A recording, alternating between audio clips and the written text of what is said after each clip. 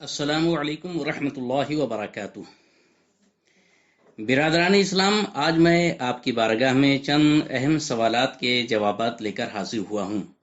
مسلسل قرب و جوار، اطراف و اکناف سے بذریعہ فون اور ٹیکسٹ میسج کے ذریعے سوالات پوچھے جا رہے ہیں کہ عید کی نماز کیسے ادا کی جائے۔ دوسرا سوال ہے، کیا گھر پر نماز عید کی جماعت کی جا سکتی ہے؟ تیسرا سوال کہ اگر عید کی نماز نہیں پڑھیں گے تو کیا پڑھنا چاہیے اس کی جگہ؟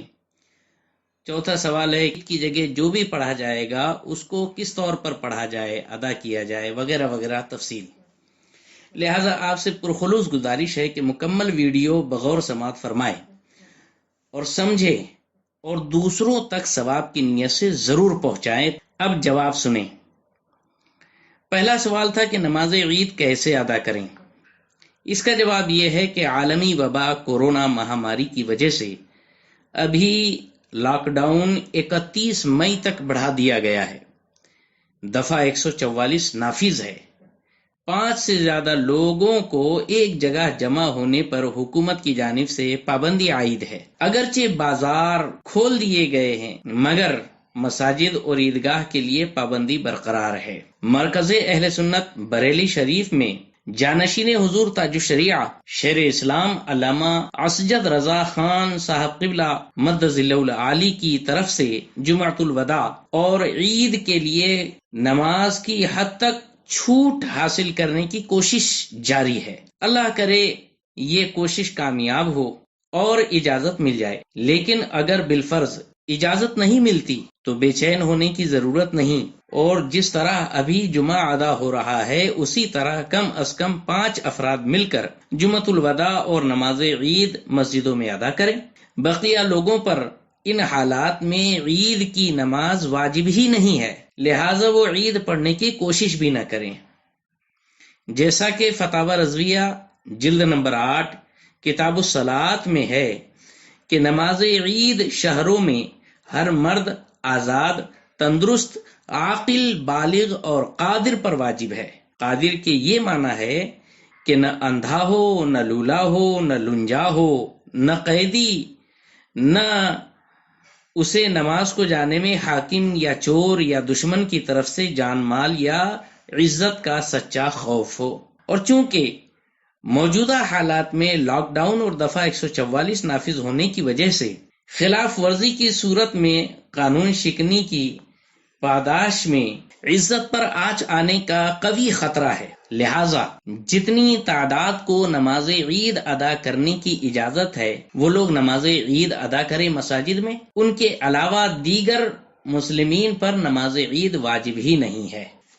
دوسرا سوال تھا کہ گھروں پر نماز عید کی جماعت کی جا سکتی ہے، تو اس کا جواب یہ ہے کہ نماز عید مثل نماز جمعہ ہے، جس میں اذن عام ہونا عید و جمعہ دونوں کے لیے شرط اہم ہے۔ مسجدوں میں تو کسی طرح بطور حیلہ شرعی شعار اسلام یعنی اسلامی نشان قائم رکھنے کے لیے جمعہ ادا کیا جا رہا ہے، اسی طرح عید کی نماز بھی ادا کی جائے گی، مگر مکانات میں اذن عام پوری طور پر مفقود ہے۔ دوسری وجہ یہ ہے کہ جمعہ کی طرح عید کے لیے بھی 2-4 لوگوں کا چنا ہوا شخص امام نہیں بن سکتا، بلکہ عید و جمعہ کی نماز کی امامت کے لیے خود بادشاہ اسلام امام ہوگا، یا اس کا نائب، یا اس کا اجازت یافتہ امام بن سکتا ہے، یا پھر جسے عوام نے چنا ہو، جیسا کہ فتاوی رضویہ جلد نمبر 3 صفحہ نمبر 806 میں ہے کہ نماز عید مثل نماز جمعہ ہے، نماز پنجگانہ کی طرح نہیں، جن میں ہر شخص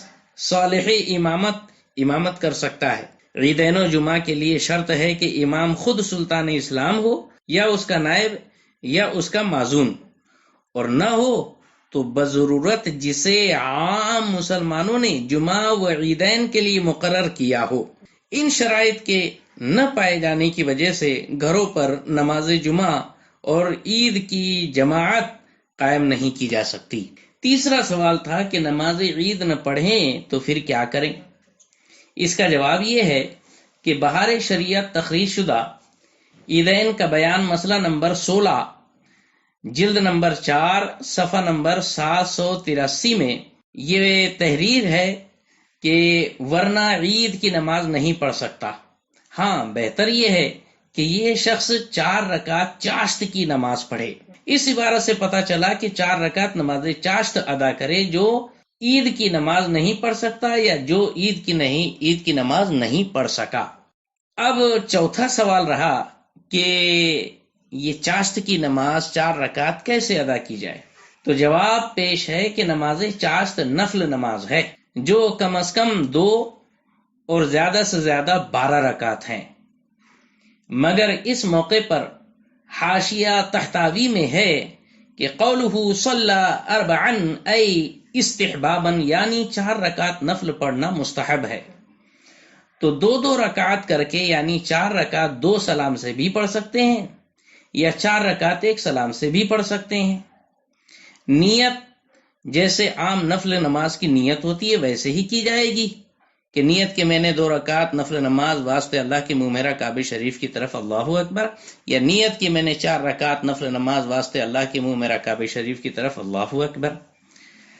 4 رکعت 1 سلام سے پڑھنا ہو تو قاعدہ اولا یعنی 2 رکعت میں بیٹھ کر اتحیات کے بعد درود ابراہیمی بھی پڑھے، اور تیسری رکعت میں جب کھڑا ہوگا تو ثنا بھی پڑھے اور تعوذ یعنی اعوذ باللہ من الشیطان الرجیم بھی پڑھے گا۔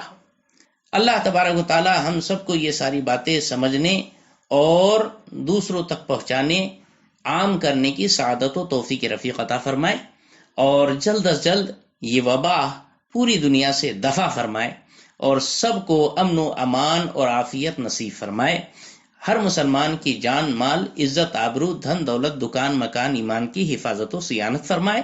مسلک اعلی حضرت پر استقامت اور دوام اور ثبات قدمی نصیب فرمائے۔ السلام علیکم ورحمۃ اللہ وبرکاتہ۔